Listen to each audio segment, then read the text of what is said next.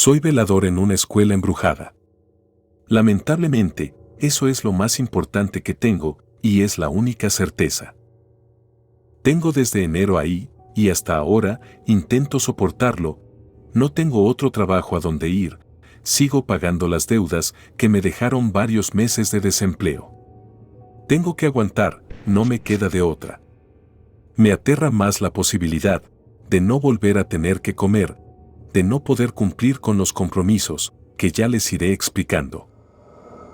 He tenido mala suerte en la vida, en algún momento los vicios y las malas decisiones me dejaron solo.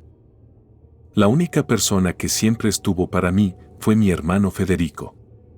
No importa lo mal que estuviera, siempre tenía un plato de comida en su casa y un lugar en su sala para pasar la noche. Incluso esa noche en que salí de la cárcel y nadie me quiso recibir. Nadie. Ni mis primos, ni mi exesposa, ni la gente que yo pensé que siempre estaría ahí. Solo fue él. El año pasado, Federico murió. Su corazón dejó de funcionar de repente y a todos nos tomó por sorpresa. Era mucho más sano y más joven que yo. No lo entendimos, no tenía ninguna explicación, ninguna lógica. Y yo sé que mucha gente, la que nos quería ciegamente, hubiera preferido que el que muriera hubiera sido yo. Tengo que serles completamente honesto y decirles que una semana después, cuando su viuda me pidió que fuera a su casa, pensé que quizás Federico me había dejado algo. No pensé solo en dinero, sino en algo suyo, algo que le importara y que ahora pudiera yo tener para recordarlo siempre. Sin embargo, me hablaron para todo lo contrario, para ver si podía ayudarles de alguna forma. Me di cuenta entonces de lo mal que estaba mi hermano, de las deudas que se lo comían. Entendí que cada ayuda que me dio fue realmente con gran esfuerzo, con mucho amor, porque el dinero no le sobraba. Al contrario. En ese momento, fui a sacar los pocos pesos que tenía guardados en el banco y se los llevé a mi cuñada y a mi sobrina. Les prometí ayudarles cada mes con lo que pudiera y pronto dejé de poder. Perdí mi trabajo en la fábrica y lo que siguió fueron los meses más difíciles de mi vida. No podía no presentarme cada primero de mes con, aunque sea algo, para la viuda de mi hermano, para su hija. Aunque fuera algo de comer, aunque fueran 2 bolsitas de despensa. Y ese compromiso me llevó a aguantar días sin comer, con tal de cumplir con ellas, sobre todo, con la memoria de Federico. En diciembre conseguí un empleo, ayudando en un restaurante. De precisamente uno de los mejores amigos de la juventud de mi hermano. Me lo encontré por casualidad, me dijo que había pensado mucho en él, me preguntó cómo estaba, y le tuve que dar la mala noticia. Federico había muerto. Platicamos por largo rato recordándolo, y finalmente la charla llegó a mi situación actual, me dijo que no me podía dejar así, en esa posición. Y entonces me ofreció ese empleo. Me cayó como regalos del cielo, y pensé que incluso después de muerto, mi hermano me seguía ayudando. Unas semanas después, poco antes de Navidad, surgió otra oportunidad. Uno de los clientes más asiduos del restaurante era director de una escuela preparatoria. Nos contaba casi siempre sus problemas, y los de aquella tarde incluían la próxima renuncia de su velador, se iba a retirar. Un señor que estuvo ahí por más de 20 años, pero que le había dicho que ya era suficiente, que ya no podía más. Así que el director necesitaba encontrar, cuanto antes, a alguien más, porque la zona era muy solitaria y sabía que, en cualquier momento, podrían ser víctimas de la delincuencia. Sobre todo, buscando las computadoras. Sentía que era un botín apetecible para cualquier vago y no podían quedarse ni una noche sin alguien que resguardara la escuela, sobre todo pensando en tantos chicos que habían corrido de ahí y la vida que habían elegido. Ahí fue cuando yo me ofrecí. Un segundo trabajo me permitiría empezar a pagar las deudas, aunque fuera poco a poco, sin dejar de ayudar a mi cuñada. El director le preguntó a mi jefe por mí y él le respondió que confiara, que yo era una persona de fiar. Muy bien, me dijo. Empiezas entonces, el 1 de enero. Volteé al cielo y le agradecí a mi hermano una vez la ayuda que sentía suya. Aunque, como podrán ver a continuación, ese trabajo iba a distar mucho de ser tan sencillo como lo imaginaba. La primera semana fue sencilla, y es que la trabajé al lado de don Arnoldo, un hombre de casi 80 años que había pasado su vida siendo velador, las últimas 2 décadas ahí. Era una persona sumamente interesante, había cuidado hasta morgues. Pero me dijo que nada lo había incomodado tanto como las cosas que a veces había llegado a ver ahí. Yo no soy asustadizo. Y aquella escuela preparatoria no parecía ser el escenario para una historia de fantasmas, para que algo se me fuera a aparecer. Además, en mi vida, aunque creo en ellos, nunca había visto un espíritu, o algo que no pudiera explicar. De todas formas, seguía al pie de la letra las instrucciones de don Arnoldo. A las 12 de la noche nos íbamos al cuartito, donde tenía un catre para descansar, nos turnábamos para usarlo. Salíamos cuando daba la 1 y faltando 15 para las 3 de la madrugada regresábamos al cuarto.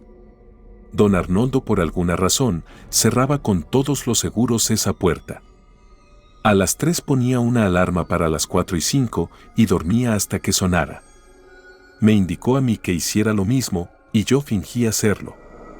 En realidad, esperaba para escucharlo roncar y ya entonces sacaba mi teléfono y veía videos en silencio hasta que daban las 4. Don Arnoldo despertaba y salíamos a dar otra ronda al lugar. A las 5 comenzaba a llegar la gente de limpieza y entonces podíamos salir. Yo me iba para el restaurante y me dormía un par de horas en lo que iniciaba mi turno por allá. Y les digo, salvo las ideas extrañas de don Arnoldo, esa primera semana fue sumamente tranquila. Pero en cuanto él se fue, y tuve mi primera noche solo, me intenté olvidar de los consejos del Señor. Aún así, a las 12 de la noche, entraba para leer un rato en el cuartito, para tomar café. Y a las 3 de la mañana, regresaba de nuevo para comer algo y tomarme otro café, bien cargado, para aguantar. Y volvía a dar rondines hasta las 4, y era sin miedo. Por otras razones tal vez, pero continuaba con las costumbres de ese señor, y digo, si a él le habían funcionado por 20 años, podrían funcionarme a mí también. Aunque había algo, un sentimiento en esa escuela, que nunca me podía quitar de la cabeza y que yo asociaba con la energía de los estudiantes llenando el lugar. Toda la tarde siempre sentía que había alguien más, conmigo ahí. Una lluvia torrencial semanas después dañó varias partes de la escuela, particularmente nos echó abajo el techo del cuartito donde descansaba el velador, es decir, que una noche llegué al trabajo y me di cuenta de que ya no tendría dónde quedarme. Aún estaba el director esa vez, trabajando con un par de profesores, me dijo que mientras se reparaba, podía entrar a usar la cafetera del salón de profesores y protegerme del frío también ahí. Ese salón tenía ventanas amplias hacia un pasillo y era como un congelador, pero bueno, de eso nada. Prefería estar ahí que en un salón. Esa noche llegué en medio de una tormenta, pero se fue aminando poco a poco. Paró la medianoche, ya lo único que se escuchaba era el viento, que se había llevado las nubes lejos de ahí. Esa noche creía escuchar algo extraño en ese viento, pero di mis rondas y no encontré nada raro. Fue la primera vez que salí a las 12 de la noche y luego a las 3, pero el viento soplaba tan fuerte que no dejaba escuchar nada más. Intenté relajarme esa noche, ni siquiera bebí café, para no alterarme los nervios. Los días siguientes, el clima se fue calmando. Ya llovía poco, sin viento, y aunque después se reparó el techo, prefería tomar el café en la sala de maestros, era mejor que el mío. Y esos días serían suficientes para dejar de seguir aquella rutina que me había heredado don Arnoldo. Empecé a dar mis rondas a cualquier hora, sobre todo cuando escuchaba voces en la calle, frente a la escuela. Y es que no habían casas cerca del otro lado de la calle. Solo había un barranco. La vista desde ahí a esa colonia me gustaba, incluso cuando se veían patrullas a lo lejos o ambulancias. El sonido parecía no llegar hasta allá, como si estuviéramos lejos de todo, allá arriba en la escuela. Como si nadie nos pudiera tocar. Recuerdo en esos días cuando llegué y por primera vez vi alumnos. Regularmente, para cuando yo llegaba, tenían mucho tiempo de haberse ido.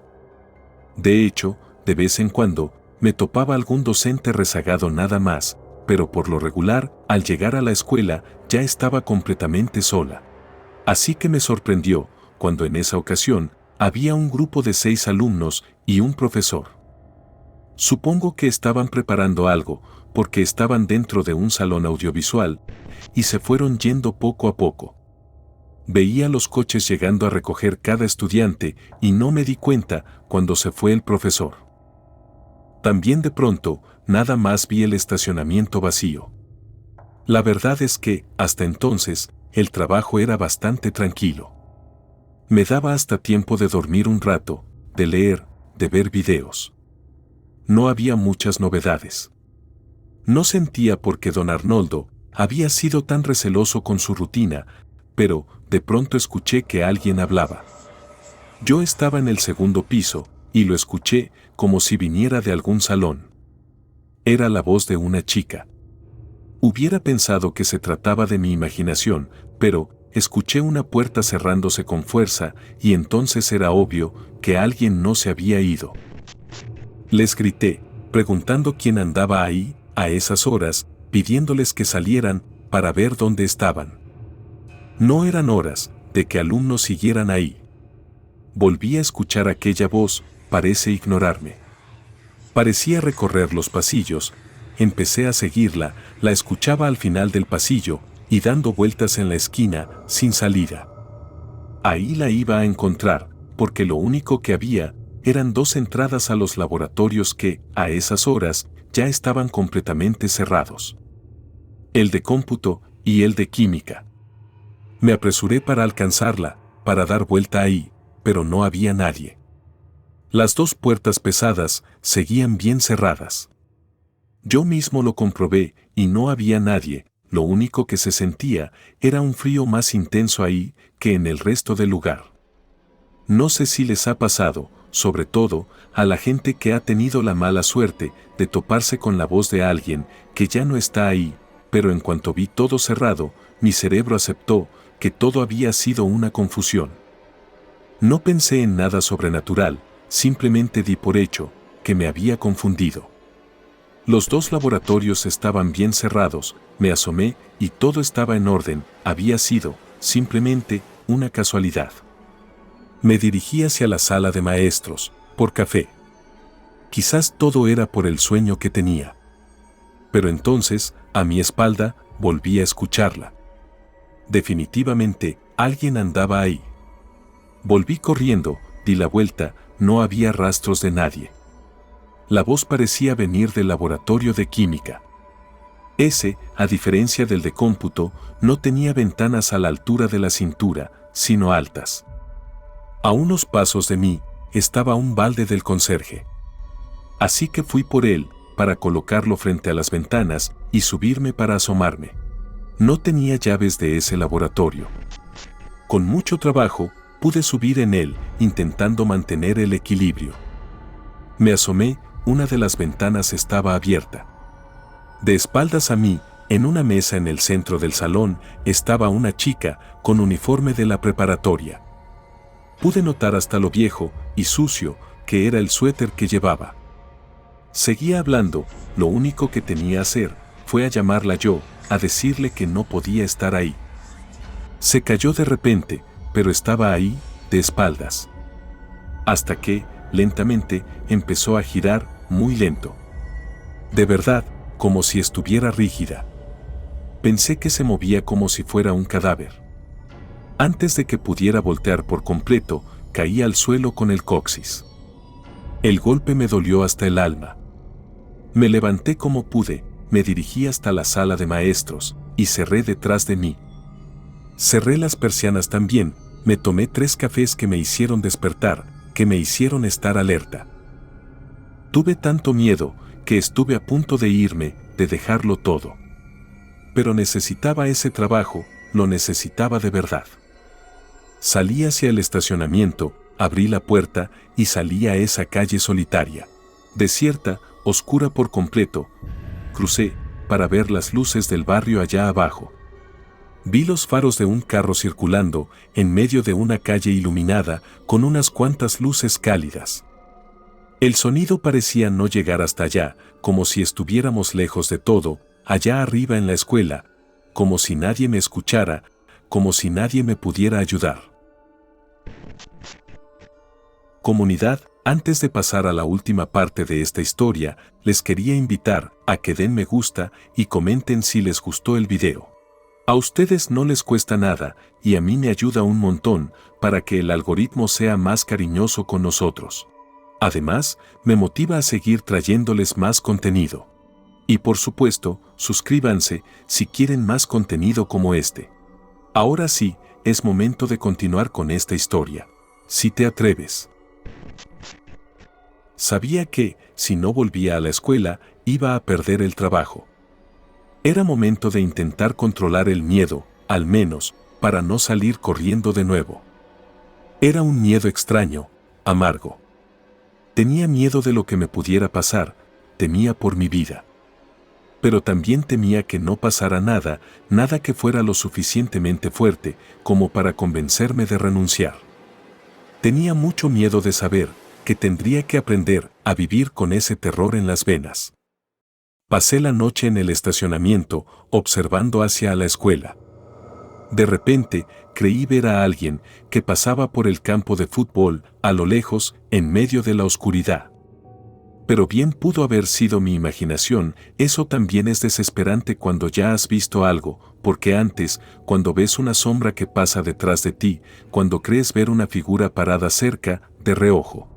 Cuando parece que hay alguien parado en la oscuridad, puedes pensar que se trata solo de tu cerebro, confundiéndose con la poca información que alcanza a percibir, pero cuando ya lo has visto, cuando sabes que sí hay algo ahí, cohabitando un espacio contigo, un ente, un espíritu, un fantasma. Todo lo que ves, a partir de entonces, es para ti algo real. Esa mañana, la señora que barre me encontró dormido, sentado en el piso, cerca de la entrada. Cuando me despertó, su mirada fue casi compadecida. Me preguntó si había andado dando mis vueltas en horas indebidas, le pregunté a qué se refería, y su cara fue como de cansancio, como si no estuviera dispuesta a andarse por las ramas, como si ya hubiera tenido esta misma conversación muchas veces antes. Haz todo lo que te dijo don Arnoldo que hicieras, nada más.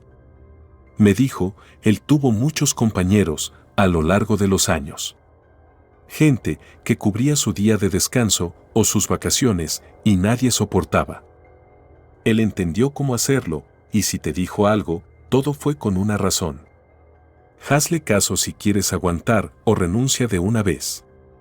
Creo que, con mi gesto de desolación, entendió que renunciar no era una opción para mí.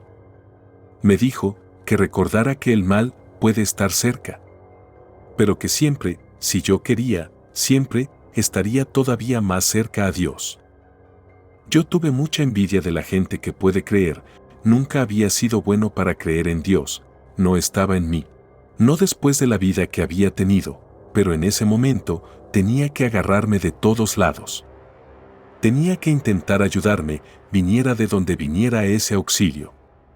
Y si tenía que intentar creer, intentar tener fe, por primera vez en la vida, iba a hacerlo. Me fui a mi otro trabajo y me quedé dormido por unas horas. Por primera vez, no me desperté solo antes de empezar con el turno en el restaurante. Me tuvieron que ir a despertar. Me dio mucha pena, nunca había fallado. Pero me sentía profundamente cansado, como si hubiera corrido toda la noche, como si hubiera tenido mucha actividad física. Terminé mi turno y dormí un poco más en el transporte hasta la escuela. Ese camino siempre me parecía largo, a contraflujo de toda la gente, siempre con algunas cuantas personas más, viajando a esas horas, con camino a casa. Pero esa noche, parecía que íbamos solos el chófer y yo. En varias ocasiones, volteó a verme, como esperando que me bajara. No sé si para volver, para tomar la ruta inversa, que iba llena de gente. No sé si para manejar directo a su base o si ya simplemente quería salir, pero me miraba con ganas de que yo no estuviera ahí. Me bajé por fin, en esa esquina, desde la cual subí hasta la preparatoria, en una calle que nunca se pensó para peatones. Y como lo hacían la mayoría de los estudiantes, caminé por el sendero de tierra que subía al borde del barranco junto a la calle hasta llegar. ¿Alguna vez han sentido que caminan hacia su muerte? Yo sé que suena como exagerado en este punto, pero yo iba caminando, obligándome a dar cada paso, luchando contra esa sensación en el pecho, la sensación de que algo terrible estaba por pasar. El miedo que había sentido a la noche anterior era más del que yo podía soportar. Sentía que casi me habían matado. Sentía que no podía soportar algo así de nuevo, que simplemente no podría. Pero cuando llegué a la escuela, me dio algo de tranquilidad ver luces encendidas en un salón y escuchar que aún quedaba gente ahí. Dejé mis cosas en el cuartito y me dirigí a dar una vuelta. Empezaba siempre por las canchas, pero cuando me dirigí hacia allá, de pronto, en un segundo, las voces del salón se callaron. Cuando volteé, me di cuenta de que las luces estaban apagadas. De que, en el estacionamiento, no había un solo auto, no había nadie. Ya me habían asustado, y todavía no daba ni las 10. Me dirigí hacia la puerta, completamente listo para largarme. Cuando noté que las luces de un coche subían por aquella calle hasta llegar a la escuela. Un coche que se estacionó frente a mí. Era el director, mi conocido. Había ido para avisarme que habían visto gente rara rondando la zona en las últimas clases. Que supieron que, en varias escuelas de la colonia, había habido robos y vandalismo. Que, por favor, reforzara las medidas. Que diera rondines más consistentemente y que, si ocurría cualquier cosa, marcara al número que me dio escrito en un pedazo de hoja de papel. Era el número personal de un oficial de la policía. Papá de una alumna que estaría al pendiente por si algo se necesitaba. La vergüenza de explicar mis razones fue más fuerte que mi miedo. Así que simplemente tomé la hoja de papel y le dije que no se preocupara. Mientras, hacia mis adentros, comenzaba a preguntarme cómo iba a hacer para soportar una noche más en ese lugar. Busqué videos viejos en mi teléfono. Videos de mi hermano, de mi sobrina, los que me compartió de su último viaje a la playa. Los veía una y otra vez. Y fue como si eso, su recuerdo, me diera las fuerzas de recorrer los pasillos de aquella escuela, cada ronda. En el viento empecé a escuchar el mismo llanto de la primera noche, pero esta vez era mucho más claro. Esta vez era obvio que había alguien escondiéndolo en el viento. Ahora no me da pena decirlo, pero lloré de miedo, recorría un pasillo con los ojos llenos de lágrimas. Me dio mucho coraje cuando sentí que aquel llanto se convertía en risa. En una risa que parecía burlarse de mí, o yo simplemente ya me estaba volviendo loco.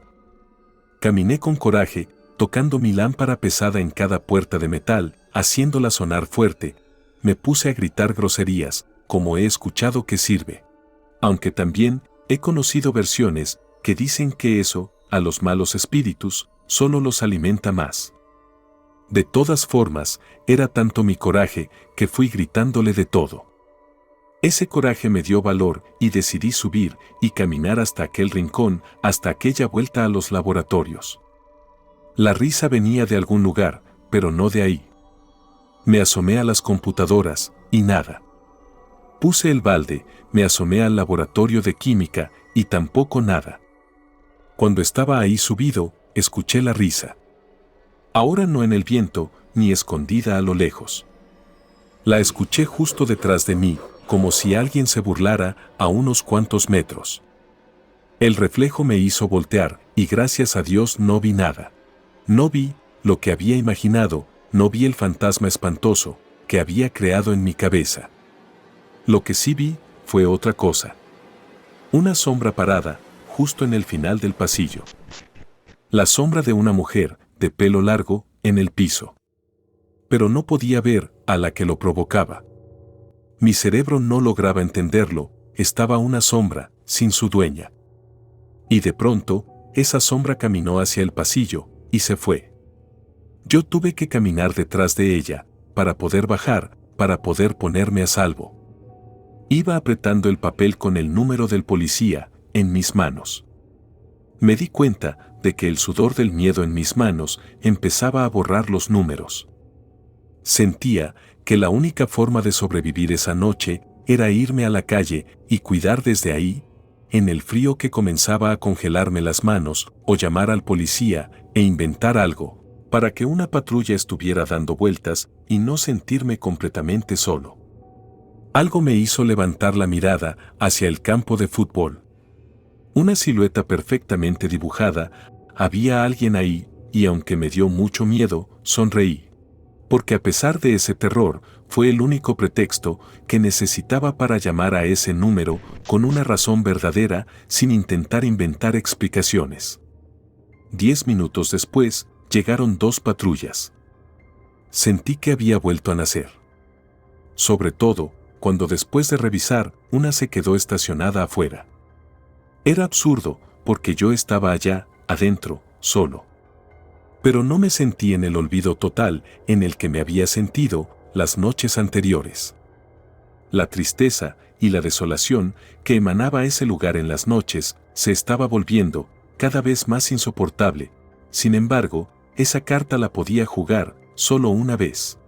No iban a mandar una patrulla a cuidar la escuela una noche más, y para mi mala fortuna no había vivido lo peor. No me había dado cuenta de que ese lugar ya me estaba esperando.